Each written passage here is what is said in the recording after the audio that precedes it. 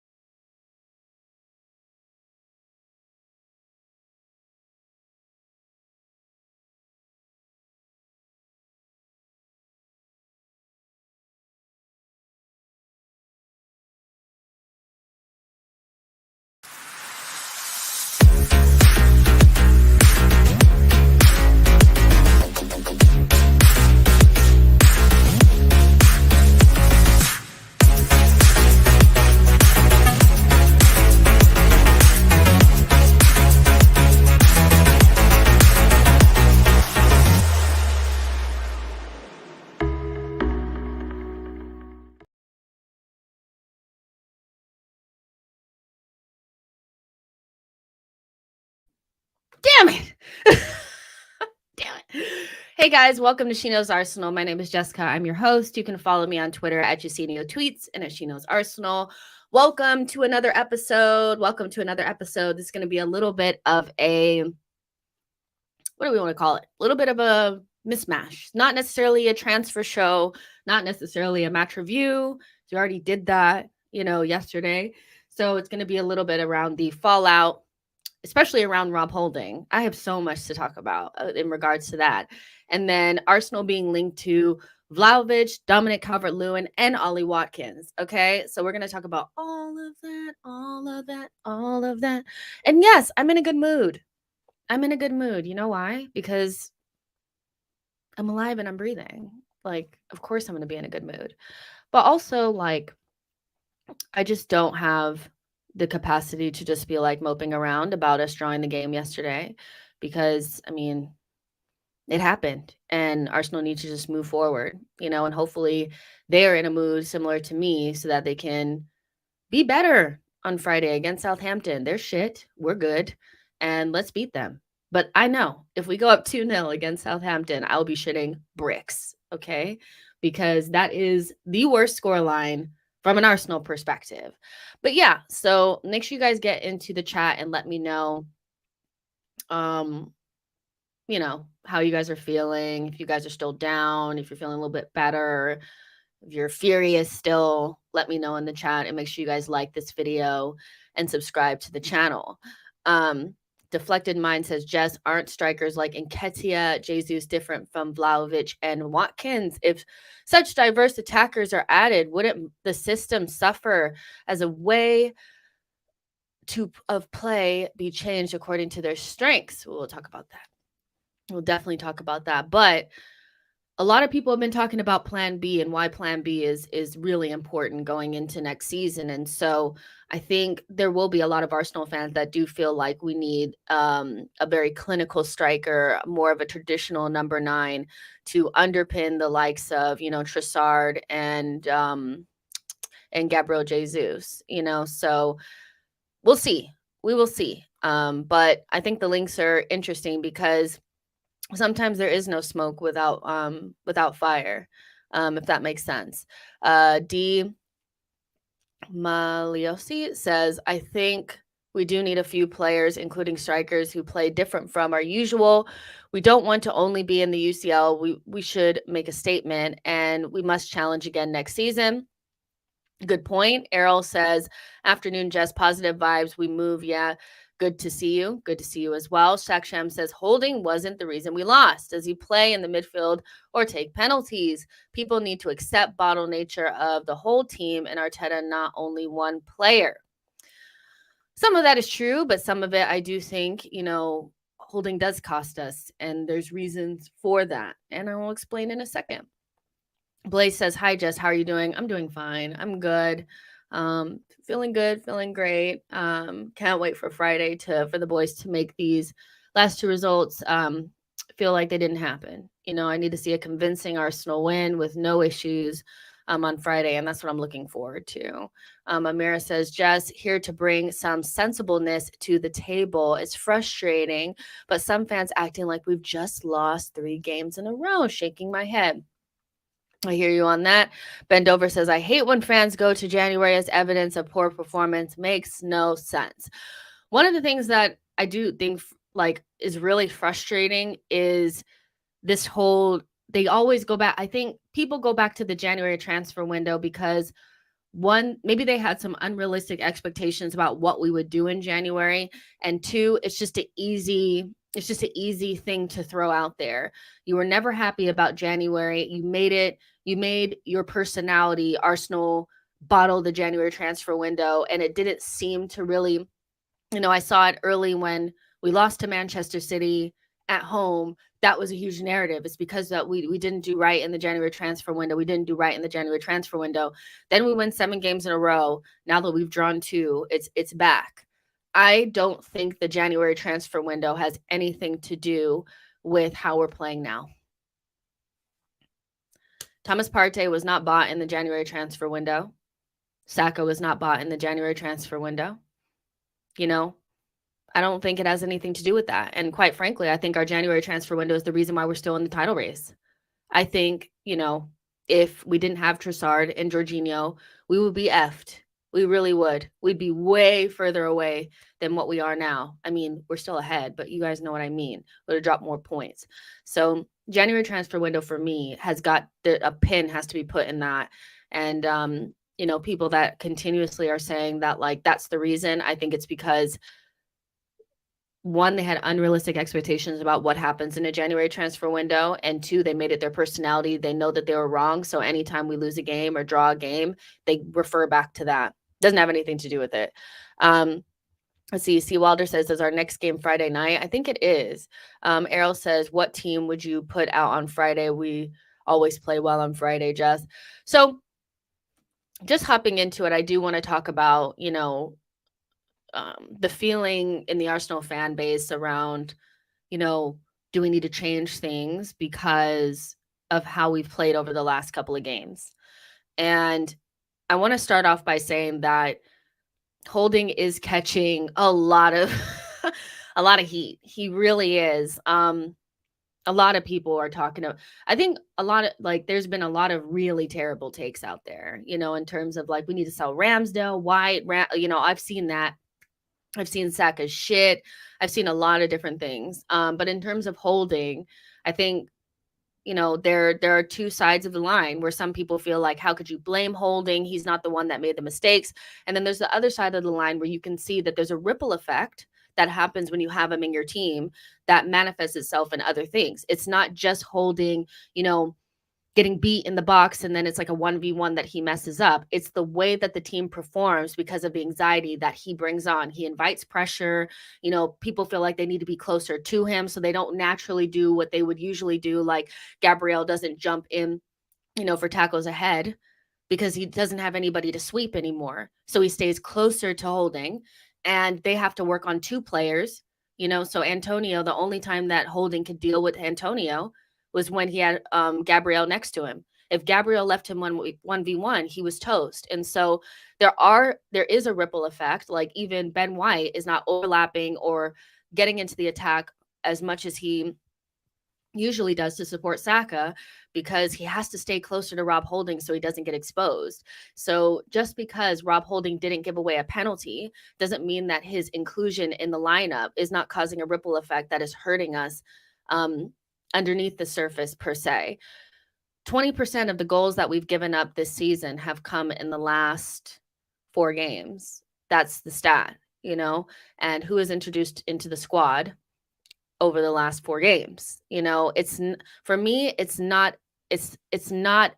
that out of the realm of reality that Holding being in the side you know, is hurting us, even though he's not playing terribly. He's probably playing as good as he possibly can, but because he's such a drop off from Saliba, it hurts everybody else. And that's the nuance that I don't really see online. I see, oh my gosh, you guys are just scapegoating him. It's not fair. He didn't give away the penalty. I mean, he did give away a penalty against Liverpool, but he just wasn't punished for it. You know, he lost all of his duels yesterday.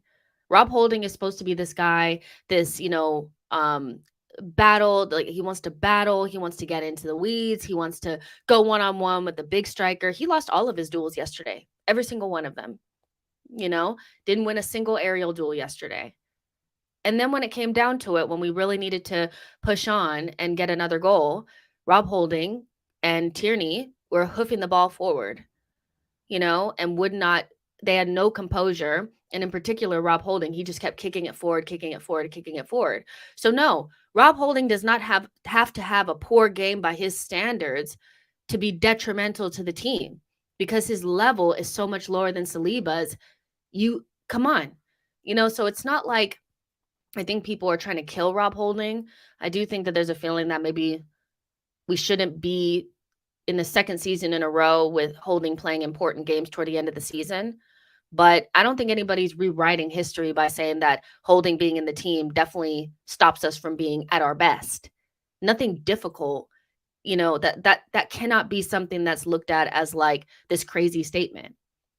It just can't be. So he could be playing the game of his life and we could still be worse off because he's in the team, and I think that's where people are trying to figure out if there's like another solution, because going to the Etihad with a player that encourages anxiety and stress and has no composure in our biggest game of the season is probably not the best thing. It's probably not the best thing. But we all know that Arteta trusts Rob Holding, and if last season is any indication of what Arteta will do in a scenario like this, he will play Holding. But should he do something different because our season kind of depends on it? That's the question. Should we change something up? Do we even have something to change it up with? Tomiyasu's injury has come at such a terrible time because he's somebody that's supposed to be able to fill in almost all of those positions back there. And without him, it's hard, but it's tough because I don't want to be out there saying like Holding is the worst player in the world, because that's not actually how I feel.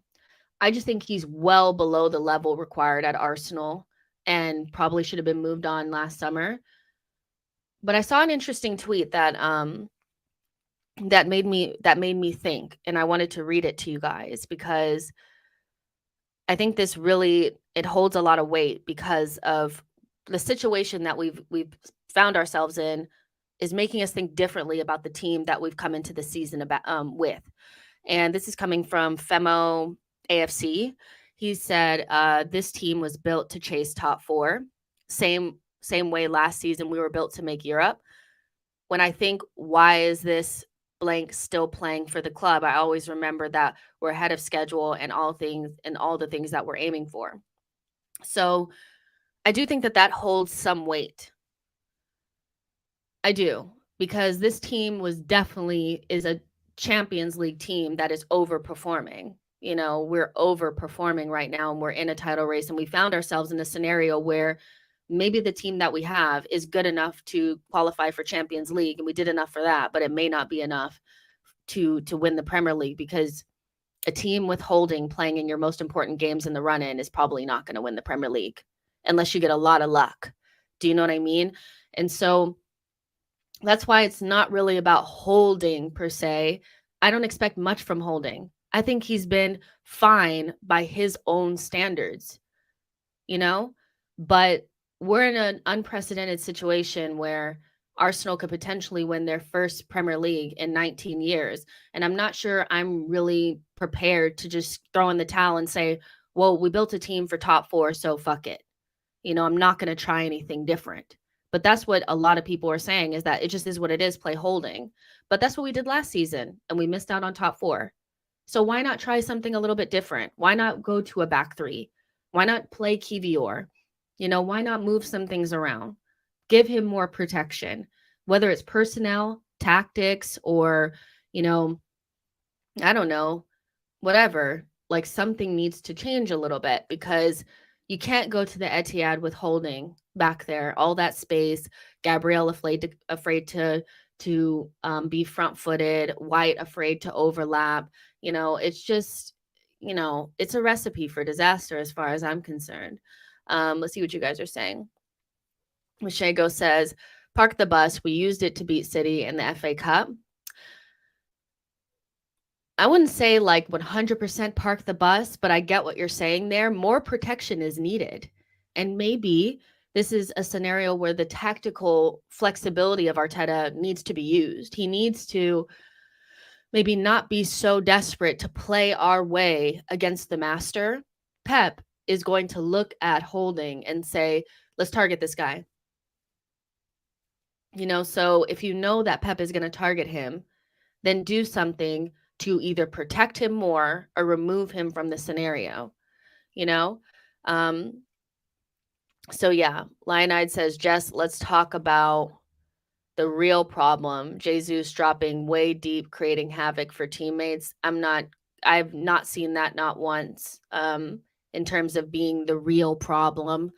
I'm having a hard time connecting this to being the problem because Jesus is always played like that, so I don't know.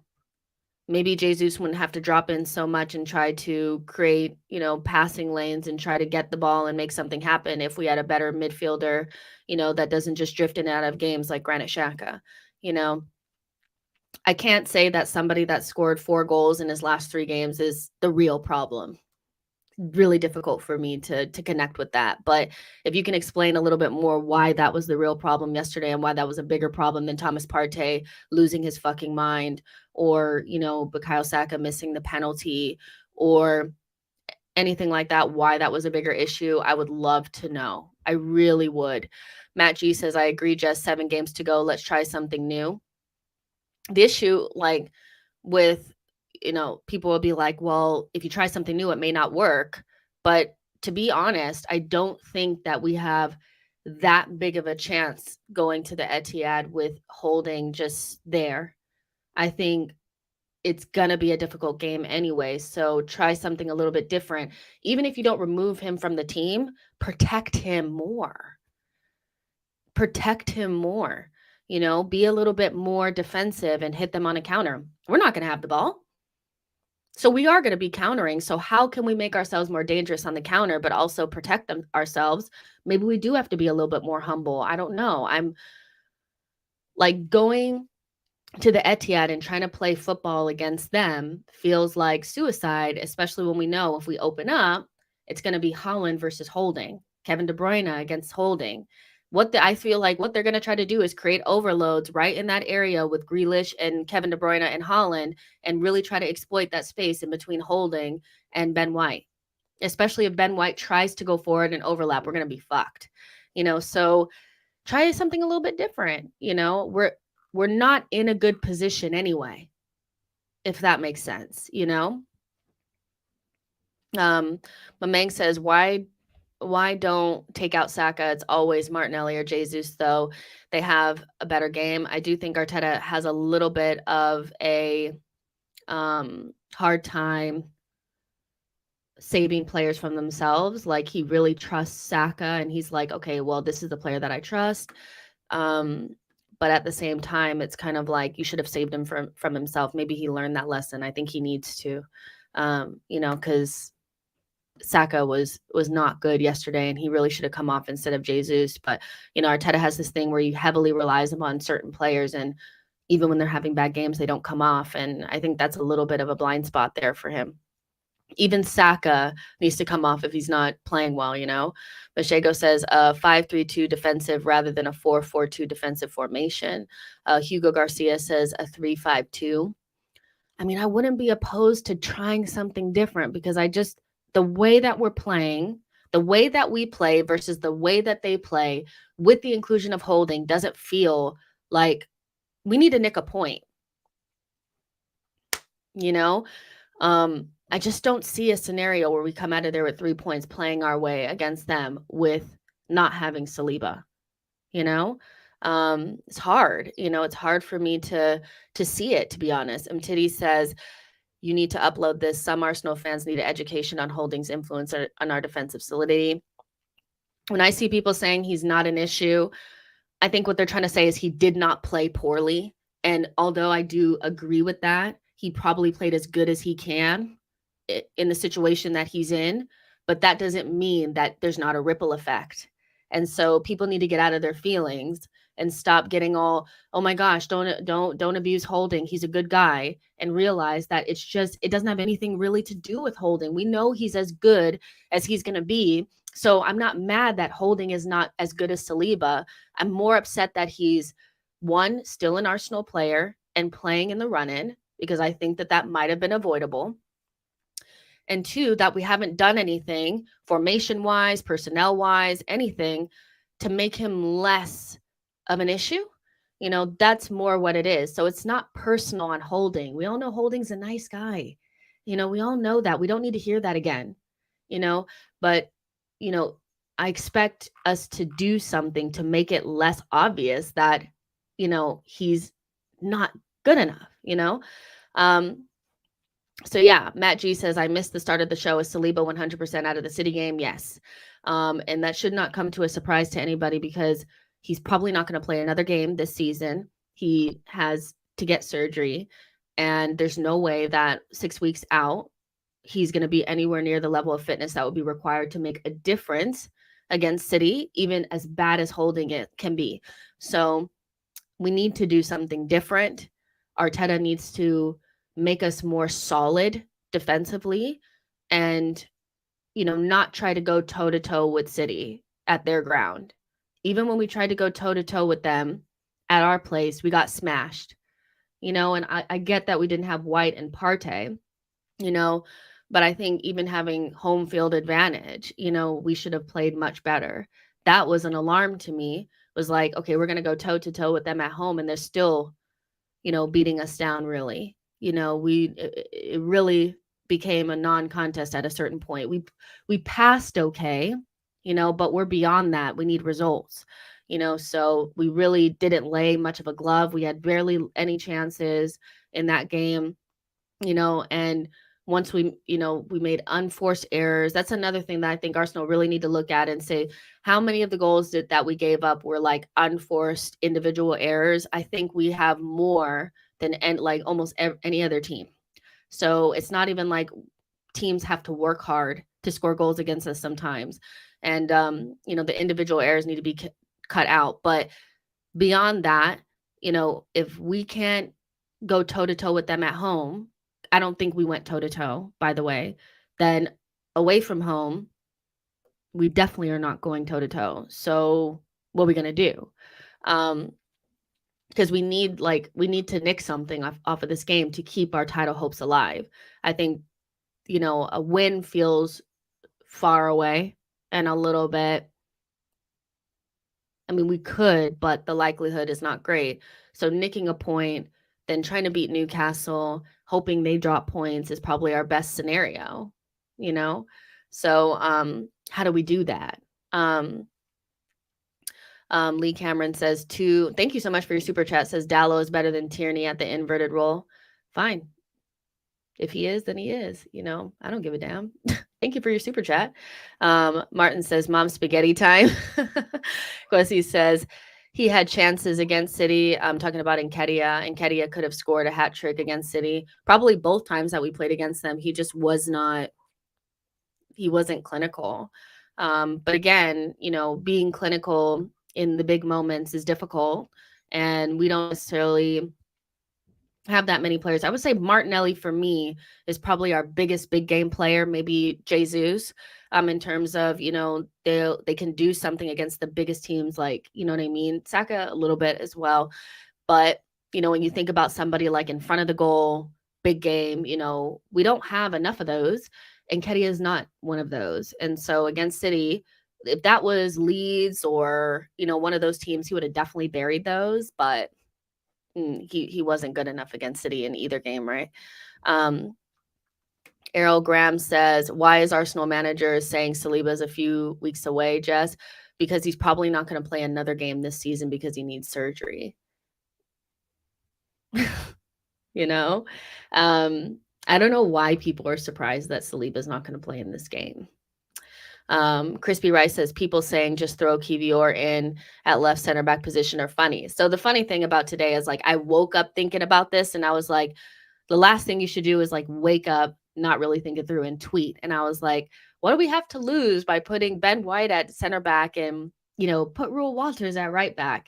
And as soon as I tweeted, I knew it was wrong. I shouldn't have said it because it was more like galaxy brain and me just panicking, right? But my overall point was not so much about giving Rule Walters his debut and potentially ruining his life and his psychology and ruining his whole world by putting him in against, you know, Man City in the biggest game of the season. That wasn't my point. My point was just that regardless to if it's Walters or somebody, we need to do something different. We can't go to the Etihad expecting to get anything out of it, knowing what we already know, seeing what happened last season. I wouldn't be surprised. Like, I'm not trying to speak it into existence, but first couple minutes, Holland, you know, tries to get free, Holding tugs him back, yellow card in the first couple of minutes. Like, I can see it, you know, so I worry about that. I really do. I can see I'm like kind of going in and out a little bit. Hopefully it straightens up, but yeah, knowing what we already know, you think you do something different, you know? And so it doesn't have to be Walters. I know it doesn't have to be Walters. Upon, you know, thinking about it more, I know that that's not the right thing, but I need something else, you know? Martin says, nothing wrong with suggestions. Maybe Walters instead of Holding, I can see. I know people don't want to give him his debut at the Etihad, and I wasn't a big fan of Kivior coming in when he did at Anfield either, you know, but I know what Holding is going to do at the Etihad. I know what he's going to do, you know? So I'd almost rather dive into the unknown, you know? So yeah, I don't know. Tashima says Saliba is done for the season. Let's face it. I agree. Errol says that's not good news on Saliba. I wasn't expecting good news. You know, I think they've been basically holding this back a little bit. And I don't think they want to risk him for next season. And quite frankly, I don't either. You know, what if, you know, you put him in against City and he hurts his back again and then it's even longer? He needs surgery. You know, that's a serious injury, you know. Lionide says, so nobody's going to talk about Zinni and how vital he is to puncture the frontal press from opponents. I don't need to talk about it because I was somebody that was very against the whole conversation around Tierney being a better option and Zinchenko is a liability. I've been seeing so much of that going around and it's absolute bullshit. The way that we play, we want to control possession. We want to control tempo. And our best player at doing that is Zinchenko. And I know some people have this way of thinking where it's like a left back just needs to be a left back, but football has evolved beyond, you know, left backs just playing in the left back position and that's it. Things are different now. And so the way that we play in order to create overloads and to be so dominant, especially in possession, is that we basically play with two center backs and they do all the work. Then we allow Zinchenko to kind of play at the base of the midfield and control the ball. And Thomas Partey controls the space, you know, and that's just how we play. And so I know people were saying, well, why don't we let Tierney bomb forward then? Because what's the point? Tierney bombing forward for us and put, you know, crossing in balls to a no, like a not a number 9, you know, it doesn't help us. And so again, I've said this for months now, Tierney's biggest attributes that make him the top quality left back that he is do not suit Arsenal Football Club as we are right now. And so that is probably the reason why he won't be at Arsenal next season. Not because he's not good, not because we don't need the depth, but because if somebody doesn't fit your system, they're almost useless to you in some circumstances. So that's why Tomiyasu, before the World Cup, was the number 2 left back. He was starting over Tierney. It's not that hard to see. Our plan B was a center back, left back. Plan A is a left back, center mid. There's never an option for an overlapping fullback in our system, the way that we play, So I don't know why people were pretending like Zinchenko was some, huge liability because he got nutmegged by Trent Alexander-Arnold. Trent Alexander-Arnold is an excellent player. Zinchenko should have come off earlier, and we needed Zinchenko yesterday. So, yeah. Lucas says, I can see us going 3 at the back during the game, but no way Arteta changes his system from the jump. Blaze says, Jess, there is a clip on Twitter where it shows Saliba fall down against Fulham away before the Sporting second leg game. Do you think he was already injured at this moment? Yes, I do. Errol says, do you believe we can champion, Jess? I mean, my confidence has been shaken. I do think that we've put a lot of the, momentum right into City's hands by drawing 2 games the way that we did. There's still a chance, but I can't say 100% that I believe that we'll be holding up the trophy at the end of the season. Crispy Rice says maybe Kivior could play right wing back. He could tuck in on the right like Zinchenko does on the left. I don't know, you guys. You guys know last week I was saying that I wanted to see Kivior play left back. And then maybe, we'd play a little bit more defensively that way with Ben White holding Gabriel and Kivior and try to limit some of the Zinchenko moving into midfield. And because really away from home at the Etihad, we're not going to be controlling the possession. So I'm not sure that Zinchenko is so important in that game. You know what I mean? Unless if we're trying to go toe to toe with them, yeah, you want to have Zinchenko, but I really think we should say, maybe we can't go toe to toe with them. We're not at our strongest. So let's try to make us more solid. And if we could do that and put Kivior in the Tomiyasu role, I do think that would be a good option, but he hasn't played enough. He hasn't played enough for us to feel confident of him going to the Etihad and having a good performance. But I would want to see it. I've seen people saying move Thomas Partey to right back, I do think, and move Ben White central. My fear with that is Jorginho in midfield by himself because Arteta still won't do what's right and put Jorginho in a double pivot. Jorginho has to play in a double pivot at Arsenal. He can't play alone by himself. And so we're in a situation where we just don't have enough of the right pieces to move things around. And so I don't know what Arteta can do, and that's why I fear him just going in there with Holding and just kind of trying to go toe to toe. But we could really get in a bad situation the way that we've been defending as of late. Liverpool could have scored 4 goals against us like the other day. Man City are way better than Liverpool, so we could be in trouble. Martin says, just sucks Tomiyasu isn't available. Yeah, his injury is really came at the worst possible time, didn't it? Titty says, do you want to see Smith Rowe and Tierney partnership, Tierney overlapping and Emil cutting inside against Man City? No, not really. I would like to see more of a, I don't want to see Tierney overlapping, and I don't want to see Emil Smith Rowe in midfield or even on the left. I want to see Martinelli, Jesus, and Saka start that game. I want to see our best front 3. I want to see the midfield that's, been our best midfield. And I want to see Mikel Arteta do something at the back that makes me feel more confident and more like we're more solid. Smith Rowe and Tierney are so far down the pecking order right now that they're, 1, are rusty, and 2, don't fit what we're trying to do right now, that putting them in against City, I feel like would be suicide. Martin says Tierney inverted is hard to watch. Yeah, it's kind of clunky, right? It's a little bit, a little clunky. Errol says Man City haven't had bleep yet, Jess. Car Gwang says Saka can beat Ake, just get the speedier guy Reese. He can't beat Ake, just get the speedier guy Reese. I would say maybe rest Saka against Southampton and then bring him, and let him play against Manchester City. I get that people are down on Saka, but Reese has done really nothing this season to make me think that he needs to be starting at the Etihad.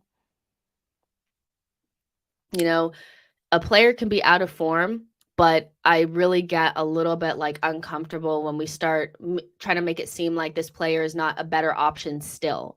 Reece Nelson has done nothing to suggest that he can do anything against Ake at the Etihad. So for me, if Saka can't beat Ake, neither can Reece Nelson. So Ake, by the way, should be in team of the season. He's been probably the best defender, Manchester City have had this season. So yeah, it's going to be difficult to get by him. And it's a good way to lock off, Saka. I think if they play that 4 center back system, we're going to be in a lot of trouble in terms of trying to figure out how to attack them from the wings. It's going to be a really difficult game, 100%. Lucas says ESR will not play this season. He is behind Trossard, Eddie, Fabio, and Nelson now. Exactly. So yeah, Bendover says, no way. I think to Saka being dropped. Matt G says, don't start Nelson at City. That's not fair on him. It's not fair on Saka. He's worked too hard this season to not be playing in our biggest games. Like, I just get really frustrated with, I get that people want to run this agenda on Saka that he's ruined our season. But the day before, it was Zinchenko had ruined our season because he got nutmegged. These isolated scenarios where players get beat are not the only reason why we're not winning these games. So Saka missing the penalty was probably one of the bigger moments, but why did we need that penalty? We needed that penalty because we had already started fucking up before that. So yes, it's a team game. And that's why I'm saying it's not just Holding or anything like that. My thing with Holding is that I do feel like he causes a ripple effect. But yeah, the Saka thing, that has been hard to watch because he goes from star boy to most wanted very quickly. And I just don't think that that's right. Lionide says Saka will come good, starts on Friday. Same thing happened with Martinelli, by the way. Like when he was out of form, it was he needs to go. He has never been as good as we thought he was.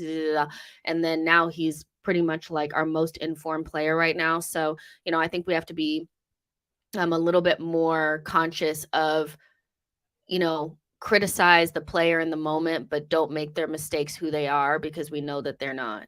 If they were their mistakes, we would not be 4 points clear at the top of the table. It just can't be, Let's see. Blaze says Smith Rowe and Tierney rarely play this season, so I don't think Arteta will trust them to play against Man City. I agree. I think we need to figure out the backline scenario. I think that's the biggest thing. I feel like, there's something there that hasn't been right. And like I said, we have conceded like 20% of our goals this season in the last 4 games. And it's not really a coincidence that, those are the games that Saliba has not played. You guys cannot really think that we're not going to see a drop off from Saliba to Holding. And when it shows up in statistics and it shows up in front of your eyes, I find it very strange that people act like it's not happening because Rob Holding didn't give away a penalty or get a red card, So there's something there. And when you're playing against the better teams, they're going to punish you. West Ham is not even good and we couldn't get our shit together, so something needs to be figured out. There's 100 of you guys in here. Make sure you guys like the video and subscribe to the channel. I have some other tweets I wanted to read out to you guys too that I starred. Some are funny, some are not. Yeah, so there was the tweet that the Femi guy put out there saying, we built this team for top 4 and like we're seeing the limitations a little bit in the title race. Shea, this person said Holding destroying an entire season of work progress back to back is really crazy. How is he allowed to stay in the summer as criminal? Again, I don't think Holding is destroying our season's work. I think that there should not be a scenario next season where Rob Holding is playing important games for Arsenal, so whatever that means, beyond this season, it just cannot happen. And then, obviously bigger channels were saying, I have absolutely no respect for Arsenal fans slamming Rob Holding after yesterday's 2-2 draw with West Ham. Absolutely zero. He was a squad player who has come in with Saliba being injured and acquitted himself, in my opinion, better than I thought he would in a couple of tricky games. It's such a lazy opinion to go after him. So, of course, there's like a huge gulf there in terms of the way Arsenal fans feel about Rob Holding over the last couple of games. Who Scored said Arsenal have conceded, like I said, 19.4% of their goals in the Premier League this season in their last 4 games alone. I don't think that can be a coincidence. So, yeah, I think is something to be looked at. And whether it's tactically or personnel wise, I think Arteta needs to figure out a way for the team to feel more comfortable with Rob Holding in the team if he's going to play them or play him. Mashego says, what do you think of people blaming the January window? Talked about that in the beginning. I don't necessarily feel like, I feel like that's just a retroactive, you know, I made the January transfer window being shit my personality. I feel like I got it wrong because Trossard and Jorginho have been good. And then now that we're not winning games, that's always my excuse. It was the January window. To be honest, I don't think the January window was out there doing flicks and tricks in the middle of the pitch when we're 2-0 up and giving up penalties. So I feel like that's a little bit too far. T. Wilder says, so glad I never signed up for Twitter. It's difficult. Errol says, what's your back three or back four just for Friday? I would love for us to try something different, but I know Arteta is not going to do it. My back four would be Zinchenko, Gabriel, Holding, and White. And if we're ahead by a couple of goals and we're out of dodge, we're getting towards the end of the game, we've kind of sealed it off. I would love to see Kivior come in for Zinchenko and see if we can play kind of like a back three in a way. I think that would make me feel a little bit better that Arteta's at least thinking about the scenario of like, how do we shore things up at the Etihad? Because you're not going toe to toe the way that we've been playing lately. It's not happening. EK Trance's Partey Jorginho partnership. I've also thought about that a little bit, putting in Kivior and then in order to, make sure that you still have some sort of influence on the ball, bringing in Jorginho and slotting him next to Thomas Partey. Thomas Partey can also, protect Holding. The issue with that is we know Arteta is not going to drop Xhaka for the biggest game of the season. And that's what my issue is, with a little bit with Arteta. It's not something that, I think about all the time. I'm not Arteta out or anything, but the lack of tactical flexibility and his loyalty to certain players, I do think present a blind spot. And in games where, you can maybe switch things around, I think he's almost like afraid not to have some of those guys on the pitch. And so Xhaka, for me, I'm not sure that he's going to be able to influence the game very well against Manchester City away from home. I think him playing in the 8 role against Manchester City is going to go where he's going to be kind of like lost, so if I have to choose one attacking midfielder and shore up myself a little bit more and be a little bit more defensively minded, I would sacrifice Xhaka and leave Odegaard out there because I'm thinking one pass into Saka or Martinelli, who do I trust? I trust Odegaard over Xhaka, but we know Mikel Arteta is not going to drop Xhaka for the biggest game of the season. So we probably won't see that Partey, Jorginho midfield, which I think in a game like this, where we're not going to have a lot of possession, you might not want to play Zinchenko. You might want to shore up things with another center back, kind of left back, protect in front of Holding, make sure you still have somebody that can pass the ball, and leave Odegaard by himself to make the final pass while we're, trying to counter. That's what I would do, but I'm not a manager. I'm just out here doing, just saying whatever, but we're not going to see anything different than the team that always starts. Angel says, couldn't someone play right back and play White at center back instead of Holding next fixture? That's the problem with, Tomiyasu not being available. He was the natural right back, he's the left back backup. He's the right back backup. And so him not being available really puts us in a sticky position. And I tried to suggest Rule Walters earlier today when I first woke up and I was like, maybe Rule Walters. No, I got cooked. No, we don't want to bring in an 18-year-old for his debut against, Grealish. You don't want to do that. So we don't really have an option. I wouldn't trust Reece Nelson there. He's not a defensive player. He's not defensive minded. He's not going to be able to keep up with Grealish. It's not going to happen. So yeah, it's a tough one. Lucas says, as bad as Holding is, there's no evidence if Kivior will do better. No, but I'm not saying Kivior play center back. I'm saying Kivior play left back, so that we have more height and more strength, a little bit more. So we're not doing the Zinchenko vacating that position. We need to be a little bit more. We're not going to have the ball. And so I'm not saying Kivior play over Holding. I'm saying Holding will play, and we know he will. But how do we make sure that we're more defensively solid because we're not going to have the ball? Maybe take Zinchenko off and bring Kivior on as a more defensive-minded, basically the Tomiyasu role that Tomiyasu played against Liverpool. We'd have been so much better off going away to Anfield with Tomiyasu in the team starting versus, Zinchenko. So that's what I'm suggesting. I'm not suggesting Kivior and Gabriel start as a center back partnership that have never played together, both left-footed, but yeah, I'm just trying to figure out how to solidify things at the back. Let's see, O'Malley, we have no outball if Kivior plays. We have no outball if Kivior plays.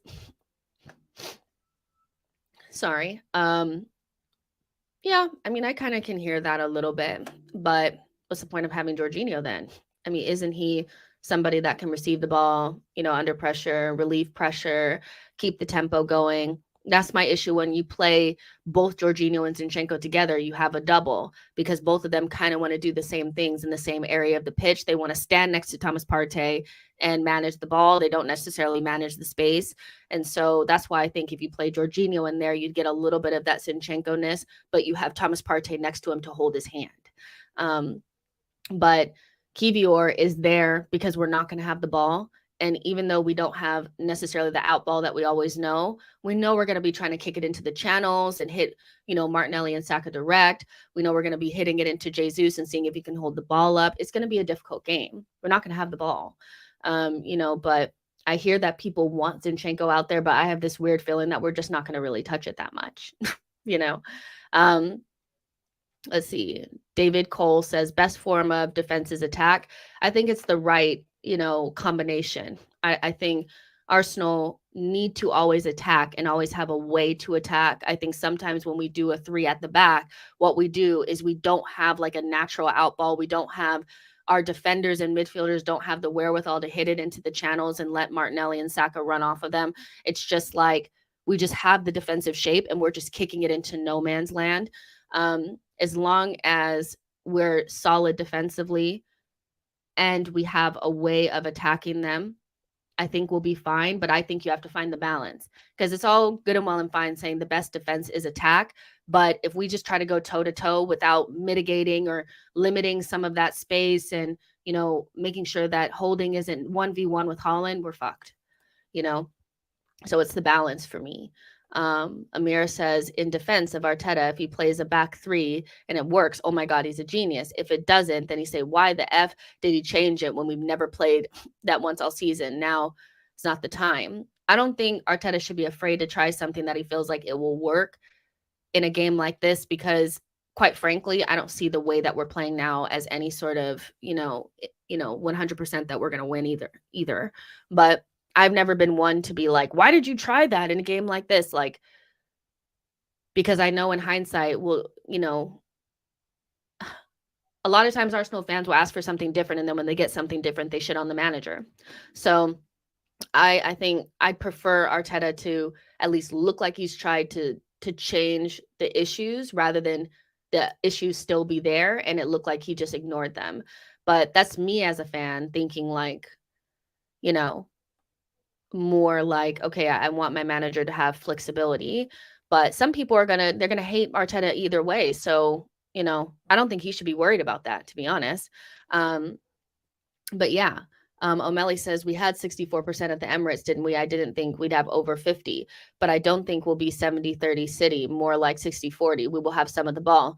The reason why I say I don't think we'll have a lot of the possession against City is because they gave us the ball against them at the Emirates. It was planned because the couple of games before that, we had really struggled with all of the possession.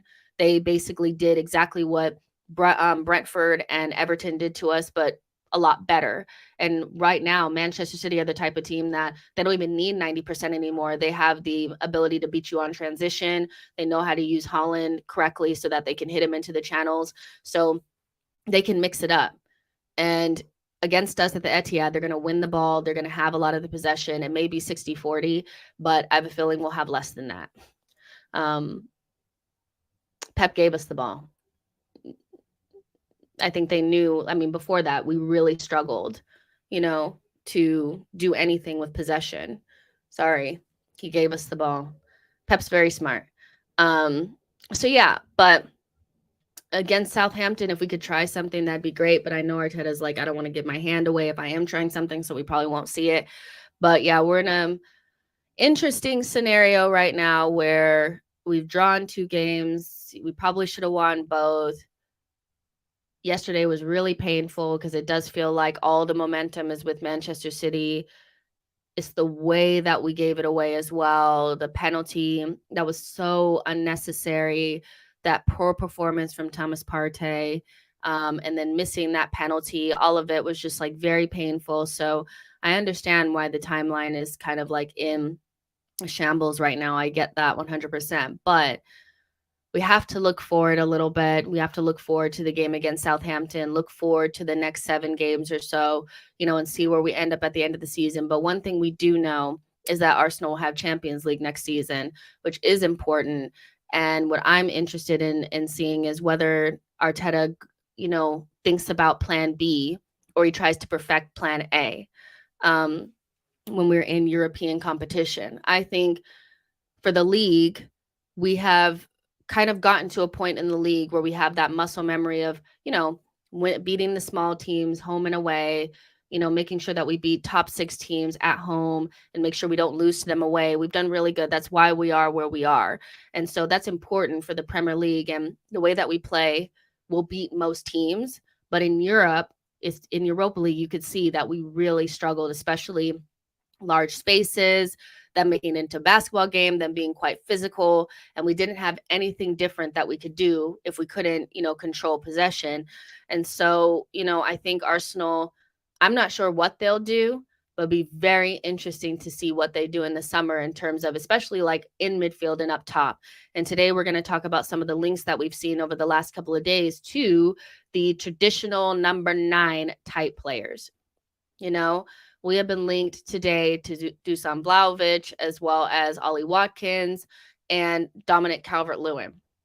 And on this channel several times, so many people have said, we need a striker, we need a striker, we need a number 9. And I never said 100% that I felt like Arsenal were not interested in that type of player because we did go for Vlahovic before we went for Gabriel Jesus. I just wondered if they'd pull the trigger because a player like that is going to cost a lot of coin. It's going to be expensive. There's no point in bringing in somebody that's not better than Nketiah and better than Balogun. So if we're going to bring in a striker, we need to bring in somebody that has the goods, somebody that's going to play. And so we've been linked to the likes of Vlahovic again and Ollie Watkins. And before, when we were linked to Ollie Watkins, I feel like people weren't as into it, but I feel like now that he's on this good vein of form, people are more interested in it, which is always how it goes, right? But let's see what it says.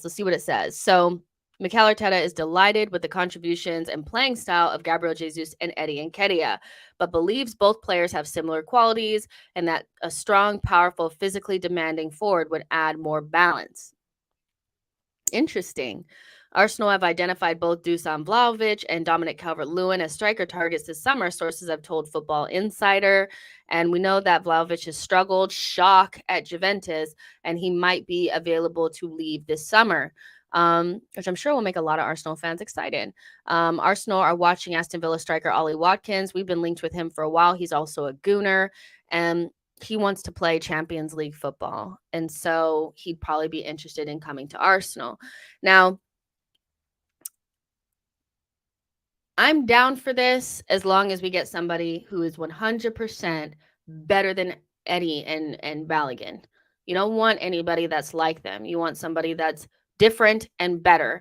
And so bringing in a Vlahovic or somebody like that doesn't bother me or anything like that. It's not something that I feel like is, but I think it also opens up the opportunity for Reece to stay and he'll be the understudy for Saka next season, because I don't think Arsenal are going to bring in a number 9 and a winger.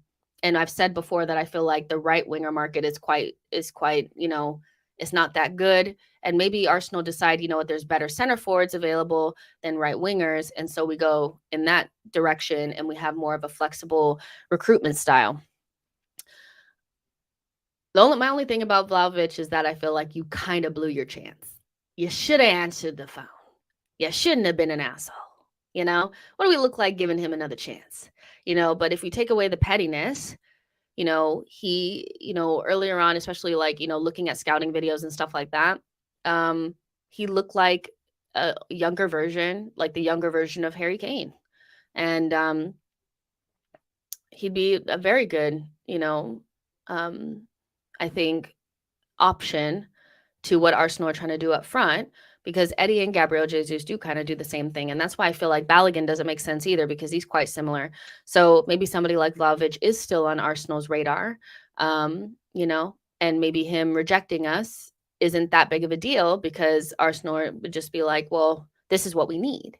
O'Malley says, with Juve, you do those loan to buy. They're in the mud right now financially. C. Wilder says, whenever I watch Watkins, I think he's better than I give him credit for. Then I forget about this again. The thing about Ollie Watkins is, if you want to know whether it's just a purple patch or if this is actually the player that he is. But one thing about Arteta that I really do rate is his talent ID. And so he would be able to know whether or not a player is literally just, this is a purple patch, or this is a player that actually can do this on a daily basis if they're in the right scenario. And under Unai Emery, Ollie Watkins looks like, discounting Haaland, the best striker in the league. He's strong. He can get in the air. He's a good outlet. He can run the channels, shoot right foot, left foot headers. He has a good mix of talent that is quite different to what Jesus does. He's not necessarily big and strong, but he's also not somebody that gets knocked off the ball. He's like 27 years old, and people that really like Tony, I don't see why, you wouldn't like Ollie Watkins. I don't think they're necessarily super similar, but I think that they can offer similar things to our group. And he's a gooner, and those things, they don't matter as much, but they're nice, they're nice fluff, on top. But that could be very interesting to the group, because I do think then, like people have said, you could play Jesus off of the right. I think that would be few and far between, because Jesus left Manchester City because he didn't want to play off of the right. But for argument's sake, you could play Martinelli, Vlahovic, Ollie Watkins, and Jesus off of the right if Saka were not to play. So it's interesting, because I think Arsenal need to go big in the summer. And if they don't go big on a right winger, then they should bring in probably a striker, because we need a bigger group. Eddie and Reece Nelson are not going to take us where we need to go. And Trossard, Jesus, Martinelli, and Saka is a good start, but you need one more, I think. O'Malley says, I've always liked Watkins, but he doesn't take us to the next level. C. Wilder says, surely Vlahovic won't be as pricey as the last time we went in. I thought it said like 70 million euros or something like that. Y'all can do the math, but, I think he'll still be expensive. C. Wilder says, not DCL, slightly warmer on Vlahovic and Watkins. Let's see. Mashego says, it feels like ever since the agent blocked us, seems like he is now spamming Edu. I mean, if that's what the agent did, he did his client a disservice. He wanted him to go somewhere specific, and it hasn't worked out for him. So maybe he should think about his client more than his pocket, so maybe he'll be willing to look at the best case scenario for, the best place for his young client to be, because Vlahovic is not old. Like, he's a young player, and I think he needed a little bit more of that learning environment than somewhere with Allegri, because he doesn't, he doesn't help young players. He needs stuff that's ready-made. So Vlahovic is 23. He's left-footed. In this season, he has 8 goals and 2 assists, 1 in the Champions League, and 2 in the Europa League. His stats look jank. Woo! I'm not even going to show these to y'all. If I show these to y'all, you guys would be like, okay, shut it down. His stuff don't look good. It don't. But maybe he's a, more of a eye test kind of guy. But he's most similar to Patrick Schick, Tammy Abraham, Aubameyang. So take that for what you want. Ollie Watkins is also on here. I'll look at Ollie's really quick. 14 goals and 6 assists. That's insane. If that's a purple patch, that is a serious purple patch. My word.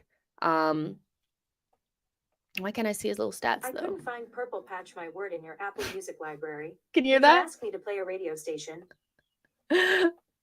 She thought I was asking her. But yeah. Oh, here it goes. So Ollie Watkins statistically does look better than Vlahovic. But, his stats are out of this world in terms of, what Villa are getting back from him. My only thing with Ollie Watkins is that he's starting at Aston Villa. They're going to, spend money in the summer. Would he not be better off staying at Aston Villa, starting with them, and potentially, pushing with Villa than sitting on our bench? Um, I wonder. And that's why maybe Vlahovic seems like a more attractive option, because maybe he would come, because he's not really starting all that much at Juventus. But yeah, very interesting days for Arsenal. So I want to know in the chat box, there's 100 of you guys in here, so make sure you guys are smashing the likes. But I want to know in the chat, what would you guys rather go for? A top right winger or a center forward option? Let me know in the chat what you guys are thinking. Boy says Vlahovic can jump, and Balogun is not going to be so stupid as to miss out on getting some coaching time with Arteta. Fair enough. Let's see. Monty says, I still would take Vlahovic. You never know with these players. He could come and light it up. Karg says, I'd rather get Marcus Thuram. Lionide says, better go for Hoyland, cheaper and more exciting. Martin N says, if you want a center forward, we should put in a bid for Kane just for fun. Kind of like how Aston Villa put in that bid for Emile Smith-Rowe. We didn't like that very much, did we? O'Malley says, most have come after the World Cup. It's definitely a purple patch.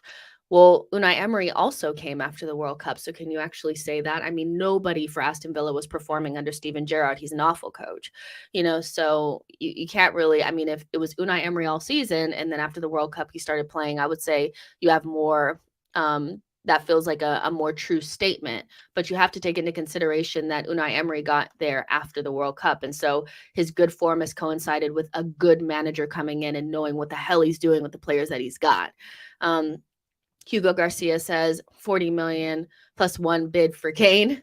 That'd be funny. Blaze says, Jess, who would you take, Vlahovic or Watkins? I would take Vlahovic over Watkins, just because something tells me that guy, because we went after him so desperately in that January, that Arteta saw something with him. And so I think it, and he does remind me of like 2013-14 Harry Kane, and you can never go wrong with that player, can you? So yeah, I would prefer Vlahovic over Watkins, but also I trust the club to do the right thing. But I do think going into Champions League with like Balogun and Kedia and Gabriel Jesus and Trossard as your forward options or your center forward options, it is a little samey. So you might want to do something a little bit different.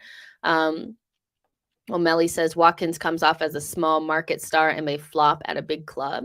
Fair enough. Denver says Vlahovic was on fire before he tanked with the fossil football with Juventus. Plus, Milik is ahead of him. Yeah, exactly. He's not even starting. Hugo Garcia says top right wing would be your option. Shay says right wing. Mamang says striker Vlahovic.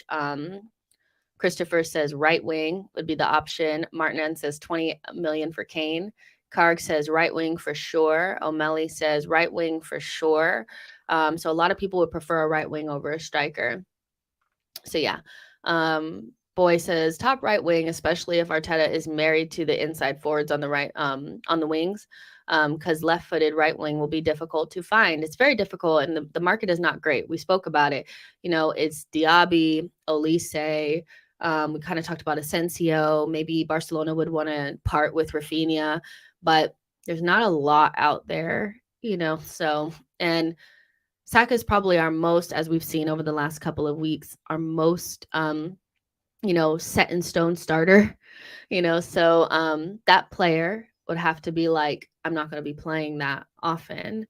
Beating Saka, the franchise player, out for a position is going to be so hard. And so convincing somebody that could be starting at a Newcastle or something like that to sit on our bench, I still think would be a difficult ask. And you don't want somebody that's rarely going to play to cost you 50, 60, 70 million, right? Zich says sell both Eddie and Balogun and get a striker that fits the system. I mean, they both fit the system they both fit the system as it stands. Inserting a physical number 9 would take some adjusting from this Arsenal team. And so, even Manchester City, the best team in Europe, had a difficult time at the beginning getting used to playing with Holland. Now, it didn't stop them from being what they are, but you could see if you actually watched that they were like, you could see them actively trying to figure it out, So I think even Arsenal, they would struggle. Triple C says, call me crazy and delusional, but I still think we'll win the Premier League. I don't know why. I still have feelings. You still have a chance. Tyrese says, rather striker Jesus can fill in on the right wing. Bobby says, seems like Vlahovic is trying to stir up a move after pretending we don't exist a year ago. Pass. And Titty says, box-to-box midfielder first. We can definitely do better than Xhaka. Even if it's, I don't even know if like first or last really matters to me. We need to address attack, midfield, and defense. Multiple players need to come in. So I don't think, speaking about striker or right wing necessarily will stop Arsenal from bringing in a midfielder, because we know that for sure. Peter says, we don't need Vlahovic. We need to look for a different forward. He already turned us down. We should look for a different option. Fair enough. Ify says, modern tactics have changed. I still like top class finisher, center forward for me. And Monty says, I would also take Vlahovic. He reminds me of Van Persie. So yeah, I think, we have a big summer ahead of us. We will have Champions League. And so hopefully the money, the attraction from that as well, like will help us attract top quality. But, I'm loving it. But I'm going to go ahead and get out of here. This is supposed to be kind of like a shortish stream, and I don't want to, overdo it. But make sure you guys like this video, subscribe to the channel, and, get in the comments after and let me know what you thought about what we spoke about. And I'll see you guys tomorrow. So yeah, bye guys.